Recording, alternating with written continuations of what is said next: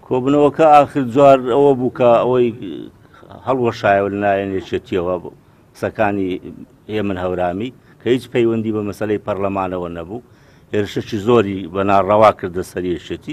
یەکێتی وەکو ناڕازیەک ئەم کۆبنەوەی هەڵوەشاندۆتەوە. بەڵام ئومێد دەکەن کە لەو ڕۆژانە خۆ ئێمە ناتوانین کۆنەبینەوە لەگە پارتی بەبێ پارتی و یەکێتی هیچ چەکرێ ئەو جەلایەنە سیاسەکانی تر لەبەرەوەی هەوڵ هەیە ئێستا بەڕاستی کە کۆبنەوەکە بکرێت لە نێوانماندا و ئەو کێشانە هەیە چکە بەڕاستی مەکتەبی سیاسی هەردوو حزب کێشە لە نێوان ئەگەر هەردوو حزب هەبی مەکتەبی سیاسی هەردوو لە نابی غائبی، یعنی چکە ڕاستە حکوومەت هەیە پەرلەمان هەیە ئۆرگانی تر هەیە، بەڵام یەکێتی و پارتی کە دەگوتری یەکێتی و پارتیانی دوو حزبی سیاسی، بۆیە سەروی ئەم دوو حزبە سیاسیە مەکتەبی سیاسیە، دەبێت لە پێش هەموو لایەنێک ئەم دوو ئۆرگانە هەوڵ بدەن کێشەکانی نێوانیان چارەسەرکەن. ئێمە لەگەرەوەی کێشەکان بە برایانە چارەسەر بکرێت لە بەرژەوەندی میلەتەکەمان چارەسەر بکرێت، لە بەرژەوەندی نەهێشتنی ئەم قەیرانەی ئێستا چارەسەر بکرێت.